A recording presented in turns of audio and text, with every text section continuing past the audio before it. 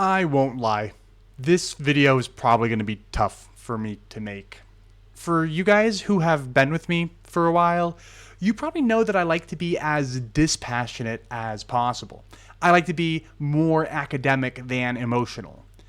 For you guys who are new, hey, what's up? I'm happy you're here. But to all of you, this video is going to be a little bit different. Because today, I'm talking about something that would impact me. Today, I'm talking about how some Catholics think that it would be good, not just permissible, for me to be put to death, at least under certain circumstances, since I'm a Catholic apostate.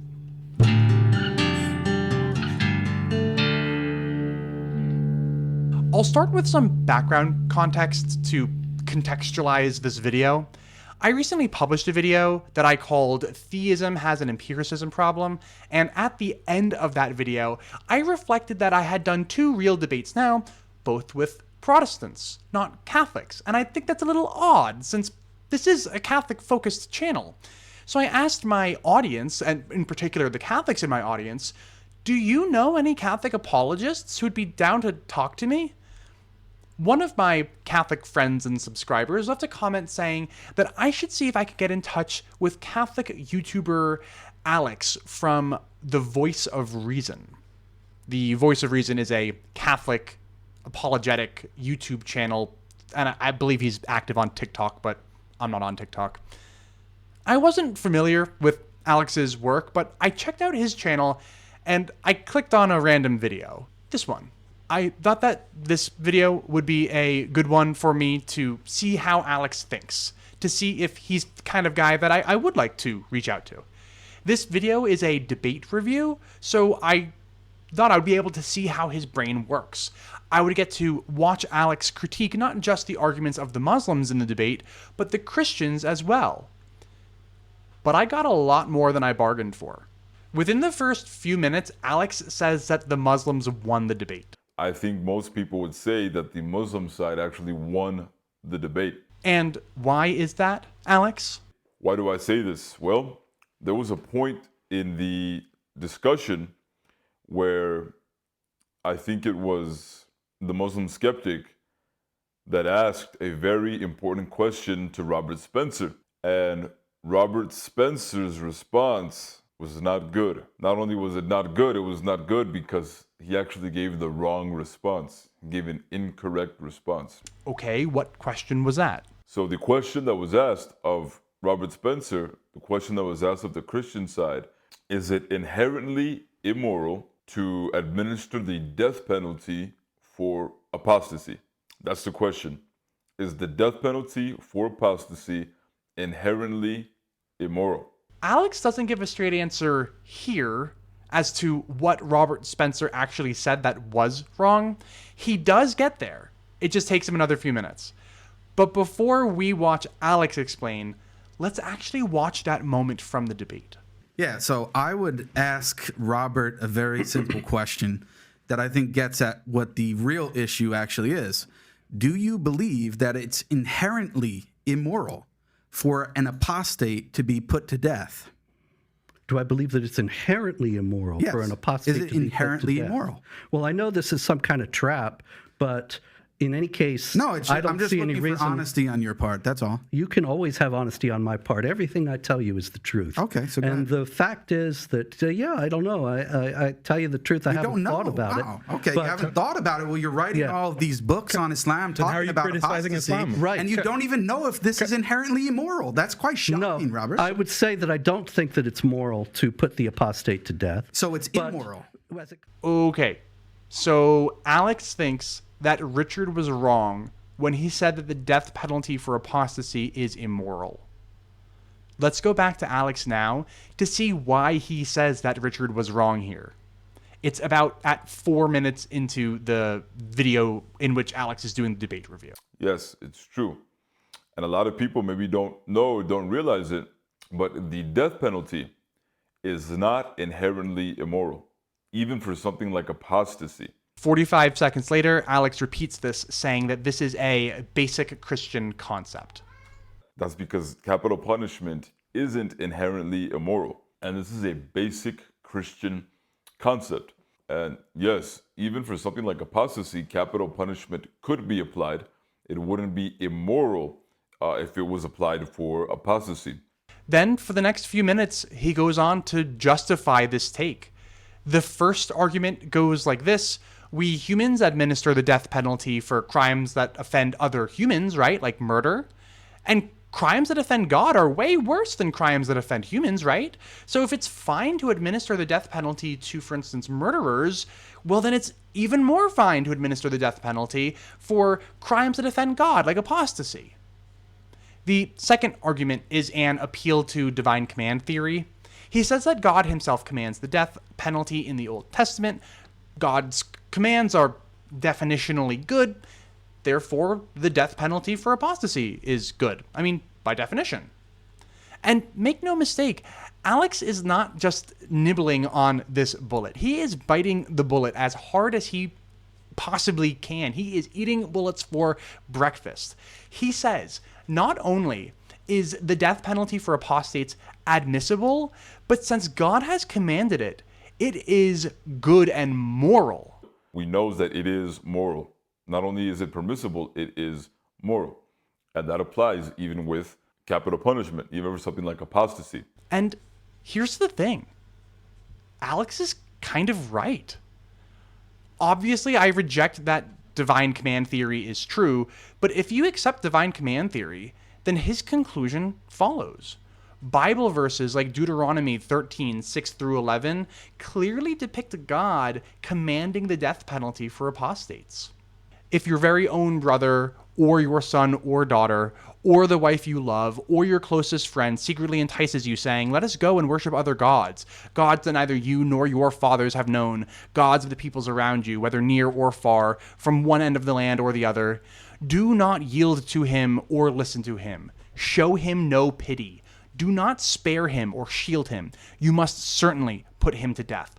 Your hand must be the first in putting him to death, and then the hands of all the people. Stone him to death, because he tried to turn you away from the Lord your God, who brought you out of Egypt, out of the land of slavery. Then all Israel will hear and be afraid, and no one among you will do such an evil thing again. And it's not just the Bible that endorses that kind of treatment for apostates like me. Alex from Voice of Reason is indeed Catholic, some kind of Eastern Catholic, I think, based on the imagery that he uses on his Instagram and stuff.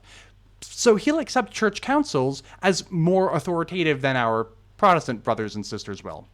Let's take a look at some church councils and see how they suggested treating apostates like me. All the way back in the early 4th century, the Council of Elvira, in its very first canon, canon number 1, declared that it is decided that anyone of mature age who, after the faith of saving baptism, approaches a temple as an idolater and commits this major crime, because it is an enormity of the highest order, is not to receive communion even at the end. And that phrase, even at the end, implies at the end of his life. And the way that I read this too is that there's no hope for reconciliation. The reason I say that is because canons 3 and 4 talk about pagan priests. If a Christian apostatized and then became a pagan priest, and this ex-Christian pagan has sacrificed to pagan gods, they are not to receive communion ever again, even to the end of their life. But if that pagan priest never himself sacrificed anything to a pagan god, but just like partook in rituals where there was a sacrifice, but he wasn't the one who did the sacrificing, then they can receive communion before the end. But if that priest, who we just said can receive communion before the end, then commits a sexual sin after they've been given the second chance, then no more second chances, you're done. It's like super weird.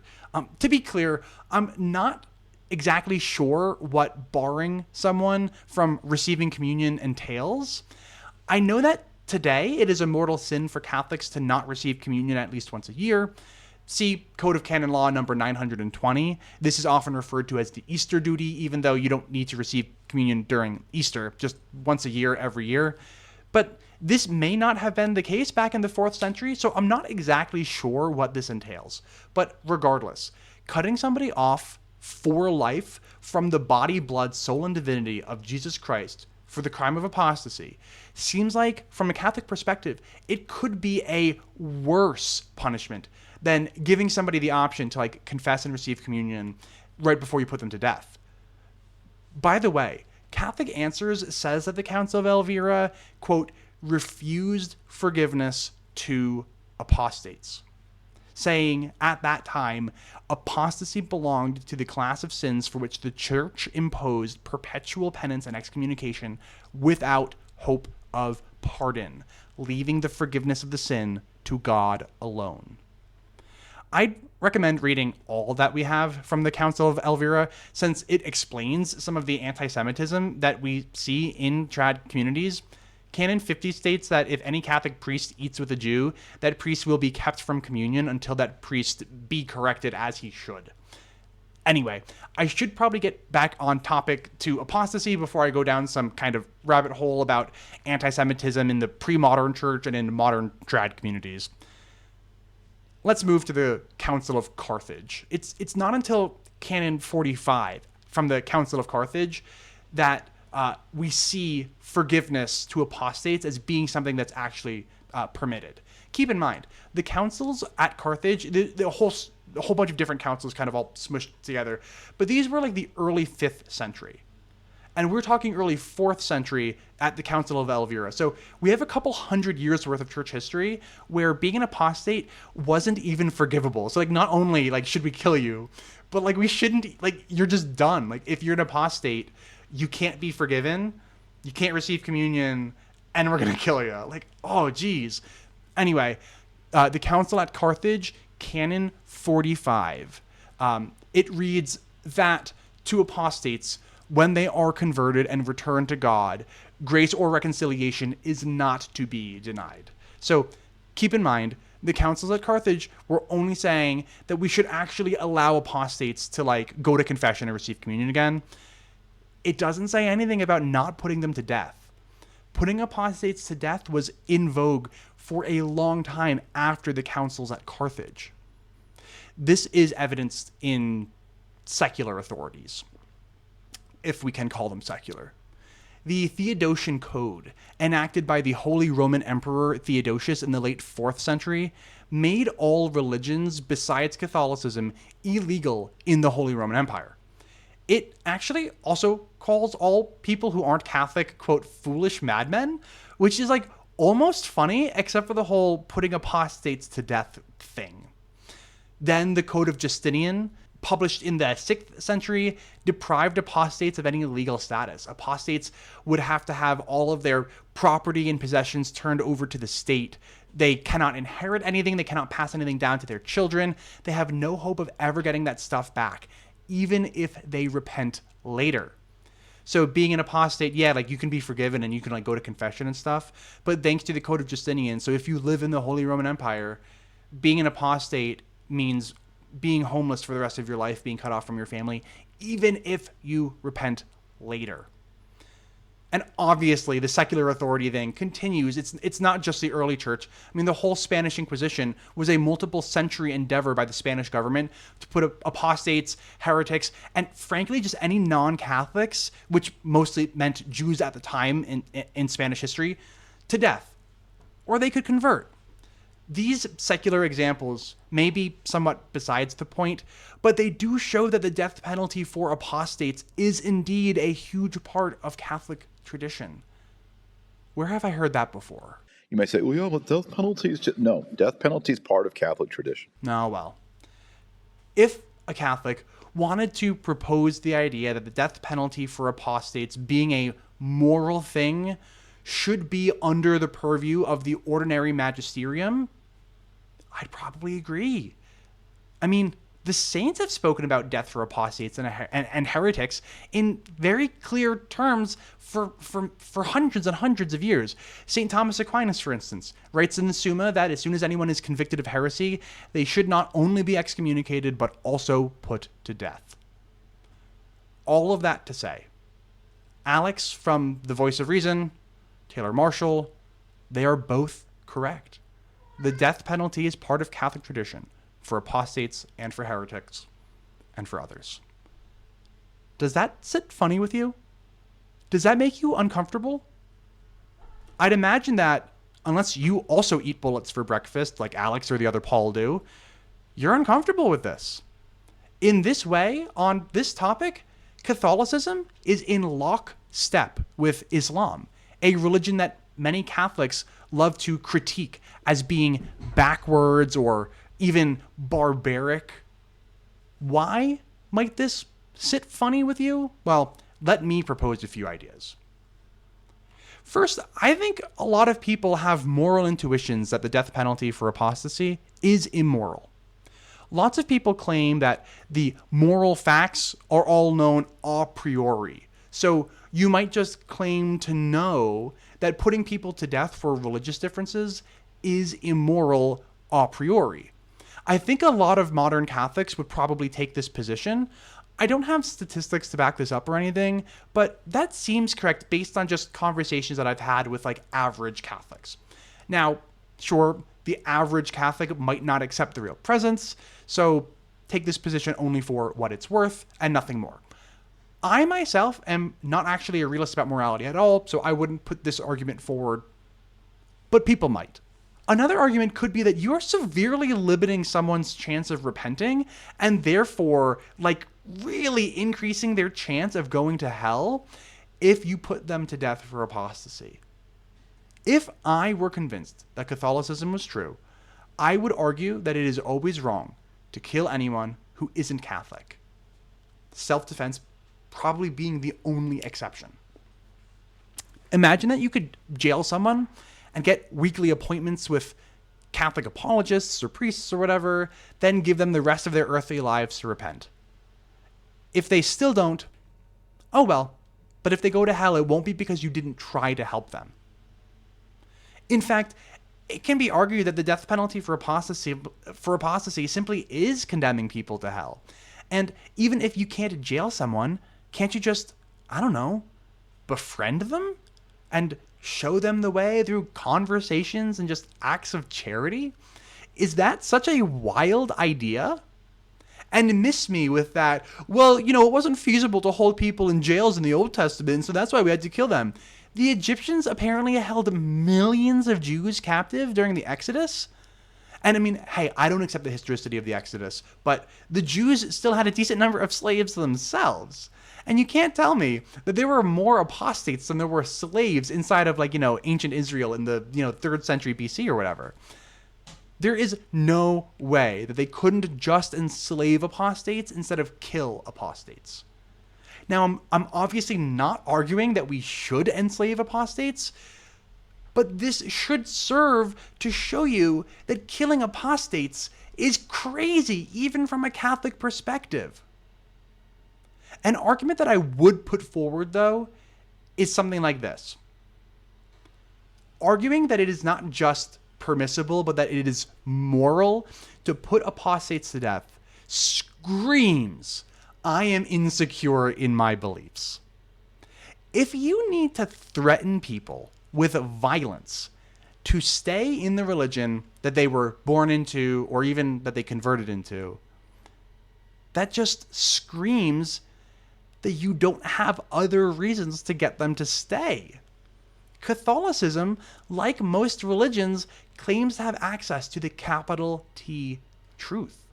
If you have access to the capital T truth, shouldn't you be able to convince any rational person that your religion is true? Shouldn't all the people who aren't your religion, who have been shown the arguments that, should point to the capital T truth, shouldn't they all kind of just be crazy people? Like, anybody who's not Catholic should either be, incapable of using a rational intellect, or they just haven't been exposed to the right arguments.